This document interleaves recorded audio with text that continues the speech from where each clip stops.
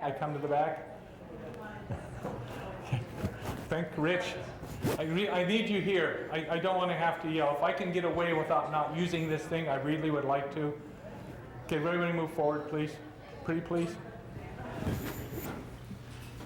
My name is Bill Stokes, and for a long time I worked for the DEC. I developed a program called 7 Generations, and the real issue program was eliminated through budget cuts, and I went and found something to do, and I retired kind of. But this project that we're going to talk about here went back to the very first day I started to work for the DEC.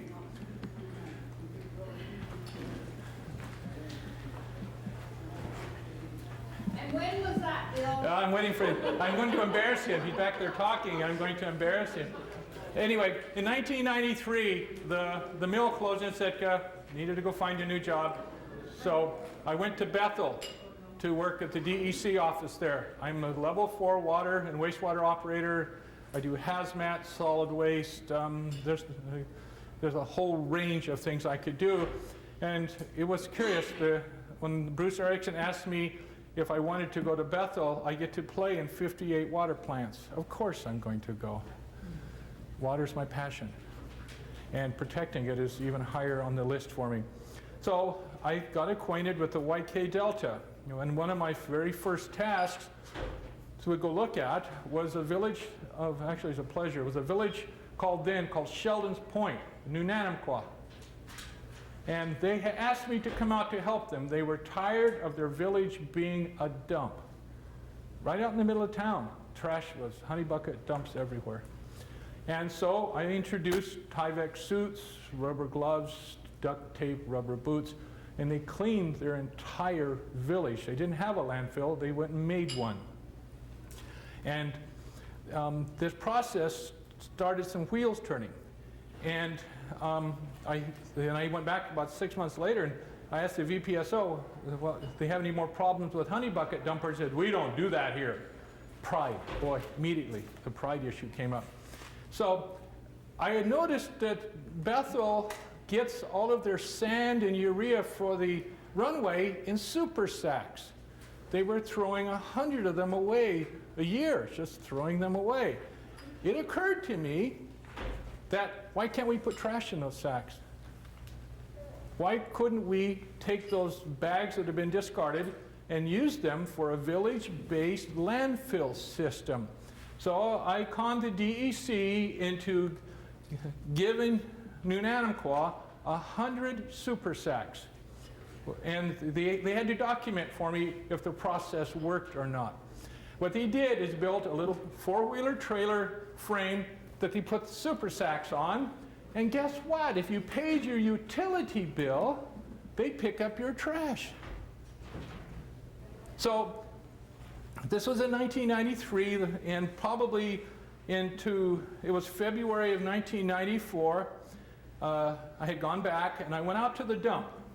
They had a fence, and their entire dump they had picked up. Everything that was pickable, uppable, that sounds dumb, but that's the only way I know how to say it. They could physically pick it up. They put it in these white super sacks, and they used it to hold up their fence. But this landfill was a stack of squares.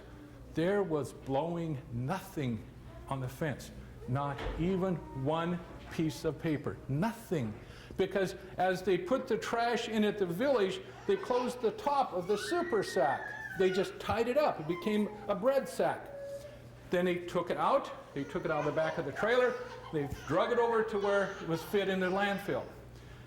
Well, super sacks have a fatal flaw.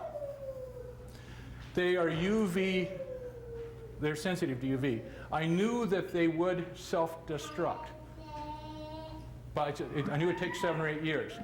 Well, it didn't take that long. Somebody went out to actually a year later, somebody went out to the dump, built a fire next to one of the super sacks, caught the first super sack on fire, then he just right around the dump. He just burned the whole dump down. But as a delivery system, it showed it worked. 1994, an AmeriCorps Vista volunteer named Amelie Redmond went to a village called Nightmute. And they did a village cleanup and put it all in super sacks. I hadn't been there to watch it happen, but I have the video. Last summer, I went out to Night Mute to do a 7 generations workshop. Actually, it was in 2003. I went out and did a 7 generations workshop, and I went out to their dump. And the super sacks were still there. The top fourth of them had rotted away. I expected that. But the other 2/3 had froze back. When I say freeze back, the ground underneath of it melts. And these bags had actually froze back into the soil. 80% of the solid waste was still there, trapped, because it was froze back. And this was something I had not instigated. But I have been to many, many villages, and there had permafrost villages were a really high, because the YK Delta has lots of permafrost villages. There had to be a way to make a landfill on permafrost. Technology is now that we go out and we dig a hole in the ground. We spend $250, sometimes $300 a yard, 3 feet by 3 feet by 3 feet, to dig a hole in the ground that's 100 feet square. I've watched village landfills cost $500,000 to dig a hole in the ground. And it still ended up a dump. And there had to be a better way. I knew that super sacks worked, but they had a fatal flaw. They were UV sensitive. So I kept, UV sensitive means that the ultraviolet light actually destroys the plastic. They just became brittle. They just came apart. They just could rip really easy. A super sack will hold 3,000 pounds when it's new and it's good. But when UV light destroys the plastic, it becomes just toast. It just becomes crumbly. Where's the UV light? No, really. Oh, UV light, okay. He's right. UV is what comes from the sun. Ultraviolet light is what gives you suntans. Ultraviolet light is good and bad. It's what gives plants their life, but it also is very, very tough on things organic. Rope, you guys have boats, you've seen rope get burlap. But I still had to, and it took me 10 years looking and looking and figuring and looking and figuring. And I finally found a company that made fiberglass. They wove fiberglass. Fiberglass is UV immune. Fiberglass is not affected by ultraviolet light. They actually made a woven material. So I worked with them for more than 2 years. They would send me samples and I'd take it apart and send it back. And during this whole process, we developed a fabric that is, they're really smart people. Within 6 months of the final end of it, they had patented and copyrighted it. It's called Tundra Tech. And what it amounts to is a fabric. This is just a remnant of a roll, and I have samples here, but it comes in rolls like this because I asked for it. I wanted a system that does not have to be made in Anchorage or Bethel. I wanted a system that the fabric could go out to a community like Night Mute or another village that has access to barge because that's the cheapest way to get there. They could sew the bags. They could create a cottage industry. And where I think this will be valuable for the grant agencies, anybody else, a landfill costs at least $250, now $300 a yard. I believe we can do this for 1/3 of that. Maybe less. It does not take anybody but somebody who knows how to use a sewing machine to make this. That is as hard as it gets. But in this process I'm going through here, man, I went and looked at four-wheelers and four-wheelers trailers that tipped and went through all this process, and I realized that four-wheeler trailers only get used about 3 months out of the year. There was something wrong with my logic. My delivery system had to be something that could be put on a trailer, but also could be put on a sled. I couldn't pick a village trailer or a sled. I just needed to make a delivery system. So I played with that for about a year. And what it finally came down to was I live and operate under the KISS system. KISS, keep it simple, stupid. And this is as hard as it gets. I made it out of ABS plastic because that's the only way I could get it here. 1.5-inch pipe will work just fine.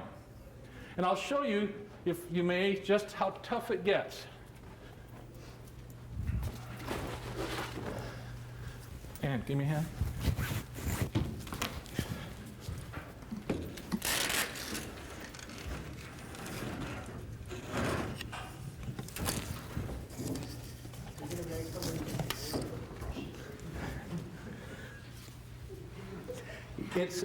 I made this so complex. I made it much more complex than I had to. That's as hard as it gets. This thing sets on the frame of a four-wheeler. This thing sets on the back of a sled, where the back of the sled is just ahead of this. This is back behind it. When you take the trash, do you have any basketball players here? Here, help me again. Help me pull this down. Light? Yes, the fabric is really light. I want to actually, I've been working on this for 10 years and I made it much more complex. Okay, you play basketball?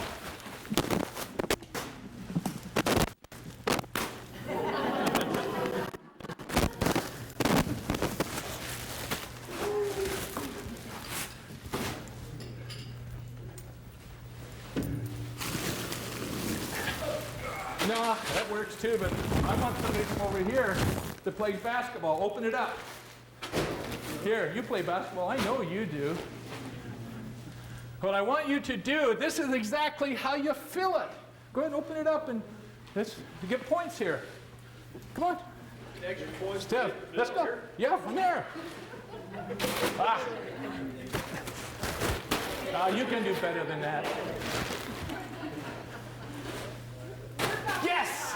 Here. You play basketball.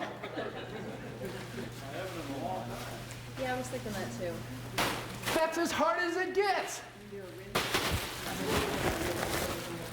It loads from the top. Go ahead, we got more. Come on. So, how many times you lose game? Yes, Joe! Annabelle. Three-pointer.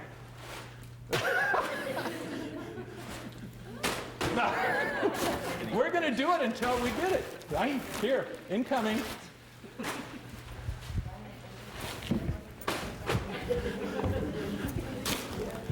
Come on.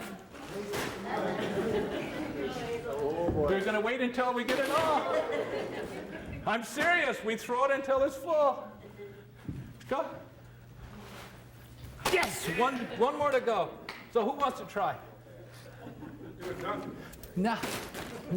I want it done. Here. It's full of newspaper because it's just something I could get here that was like rim shot. But when this thing fills up, uncompacted trash is about 300 pounds a yard. Household trash is not overly heavy. It's a lot of space. And in landfills, you have to worry about things called leachate. There are some rules to this system. There's no hazmat in, no hazmat out. No hazardous materials in the dump, no hazardous materials out. This stuff will, over time, fall. It just settles. This material, as it is UV immune, you open it up and fill it up again. It doesn't have to be a one-time use. And how it happens, I'll put it up here just so it's easy to see. I'm in the uncomfortable position that when I developed this, I'm at the end of my DEC career, and it just didn't go anywhere, just because of the process. This idea is the guy stands behind the trailer, and he reaches in. That's actually the way I should do it. He unhooks I can't do it from because it's too far down. You unhook it, and it would be full as you could fill it.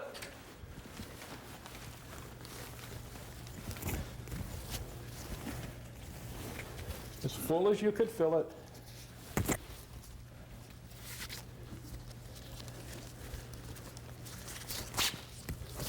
You tie it off. And the guy that built this for me, I told him I wanted straps, both sides. He didn't figure that out. But there are straps will be on both sides. We'll get it through.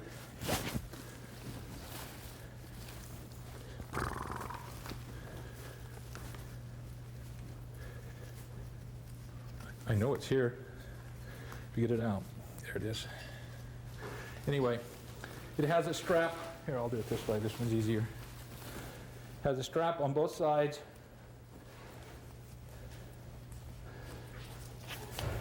He takes it, because it's only 300 pounds, he pulls it out of the trailer and drags it over to wherever he wants to place it.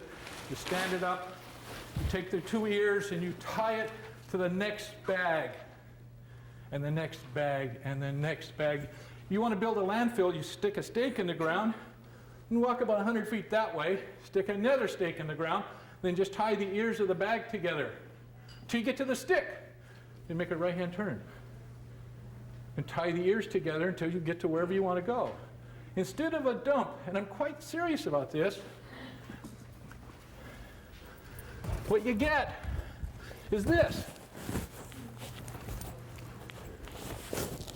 And delivered in Anchorage, 1,000 yards of this that's 10 football fields, is about $3,800, 1,000 yards.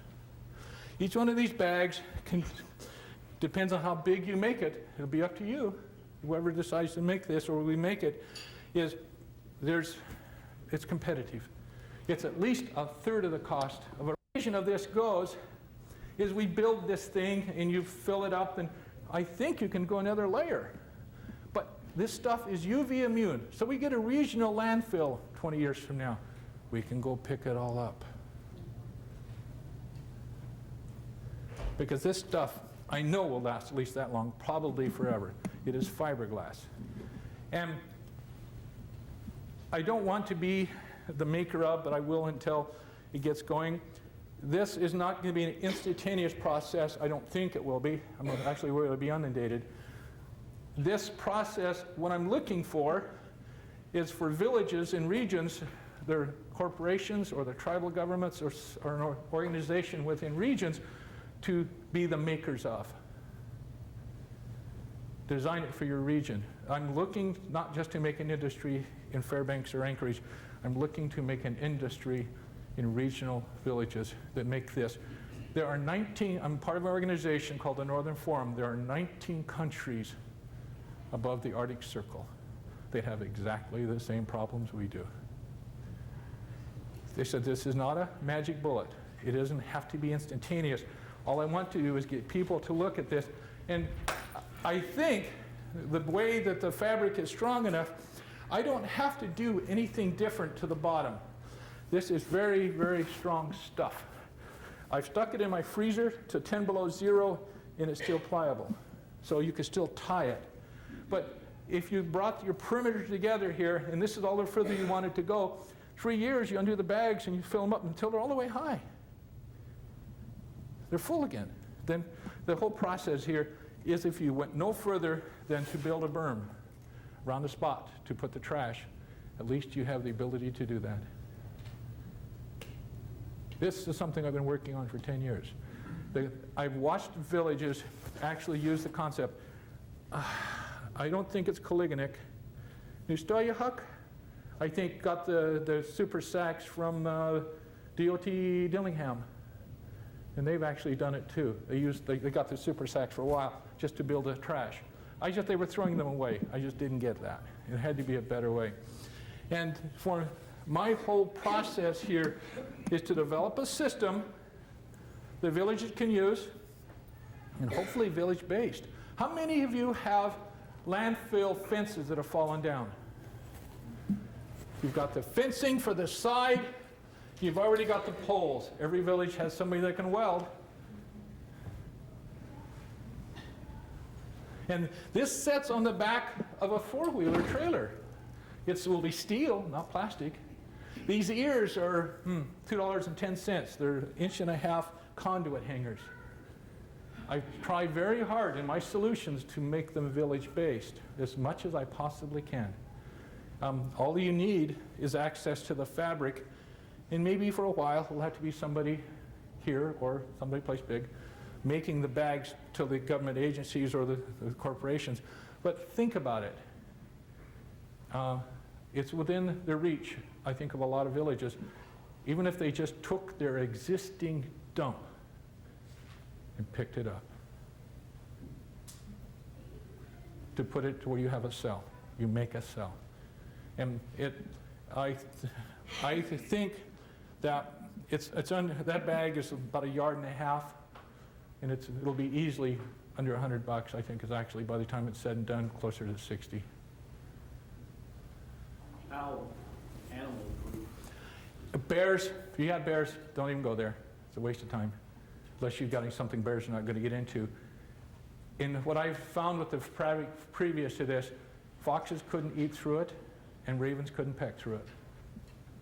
But what it does do, and one of the most important things for me, is that it provides something called cover. You close the top off, and whatever is in here is in here. I watched it work in New Nanamqua. That was my test bed. That was my test subject. A village just taking super sacks, because I could get them for free, to go see if the idea even worked. It worked just fine. It really was funny, because they said if you paid your utility bill, they picked up your trash. So they had almost 100% utility collection. How many villages here have 100% utility collection? Made a good strong point for them. All I want to do is introduce this. See, maybe look for some partner villages. The Denali Commission had a grant program that I just did not, I had a really serious time crunch. My life got really complicated. I can tell the story. I hired a contractor, gave him $20,000 to build an addition on my house. I took the side of my house off in July. $17,000 worth of wood and a foundation showed up, and he didn't. So I spent my entire summer building a house. And I just couldn't, I had, till 3 weeks ago, I had visqueen on the side of my house. It was winter, so I had to concentrate on getting that done. So I just couldn't get to the Denali Commission's grant funding. But I suspect that'll come back again. I think there's others too, NHB grants. I think the boroughs are going to be really curious about this. I want, as much as possible, this technology to be village-based, the whole thing. Materials for the cart. This is just a 4-foot wide, 4-foot deep, 3-foot wide box that has ears on it, so you can hang the hangers on it. All of this stuff can come in. It's designed, if you really wanted to, you could stick it on a 206. That was the design. What's the purpose of the wire? Well, the wire is, people throw things in, they don't always hit. That's the reason I had people throwing things in. It traps the waste between the bag, and so you can take it out and put it in the bag. I'm sure there's about 1,000 questions, and probably I want to hear things that don't work. I go, Joe. Okay. So that structure up there would be made out of metal, Yep. steel. So Yep. you're using plastic just to show it. Just that's my mock. I physically couldn't get a metal one in here. Just to tell a story myself. I built this in my basement, and I very carefully measured the width of my door. I knew exactly how wide the door was, and that is exactly how wide this is. I didn't figure on the union. I had to cut it in half to get it out of my house. Then the other question is that you were saying that bears will definitely tear through that? If there's anything food in there, you bring up a good question. I can tell you that in my playing with this, anything that's sharp, glass, metal, this stuff does cut. That's how I cut it, was with scissors. Didn't last very long, but you cut it with scissors. It is cuttable. I don't care what you use. You have to understand that this is not a magic bullet. It has.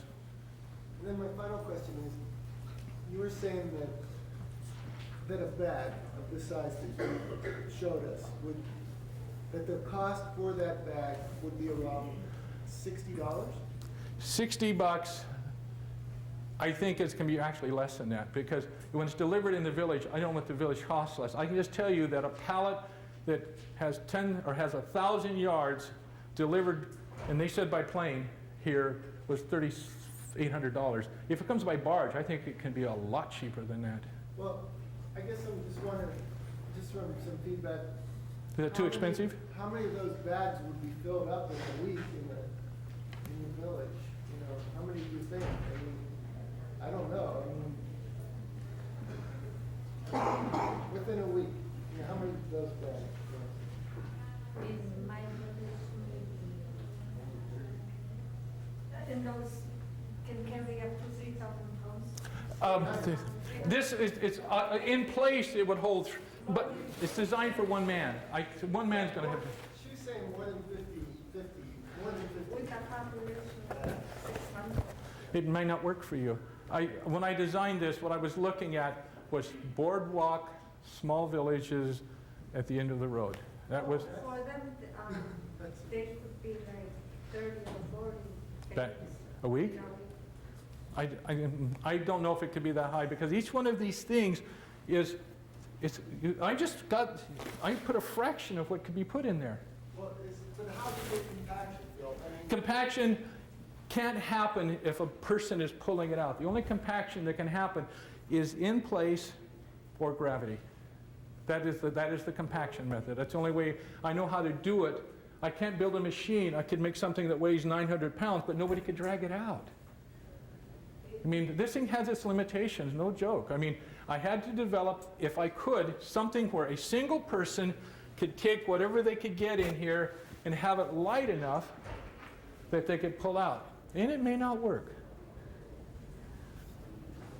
What if you were to take and have one big enough? Lots of villages have people take their individual trash out to the dump. What if you had one of these out of the dump and people put them into the bag And close it up. on an individual basis, so nobody's having to haul the bag back and forth? It is where it is. 4 foot by 4 foot by 4 foot. That's how big you can make the bags. You cut out 4 foot panels. That's as big as the bag, and for 4 times 4 is 16. It's almost 2 cubic yards. This